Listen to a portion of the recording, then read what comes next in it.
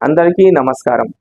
షేక్ ఆజిద్ బాషా అను నేను Madanapalle independent MLA అభ్యర్థిగా pendulum గుర్తుపై నిల్చున్నాను.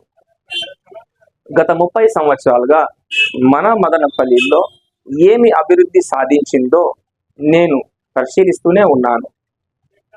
మదనపల్లి అభివృద్ధిని ఇంకా పెంచాలన్న దృఢ సంకల్పంతో, గట్టి నిశ్చయంతో ఈసారి జరగబోయే ఎన్నికలలో పోటీ చేయాలని నిశ్చయించుకున్నాను.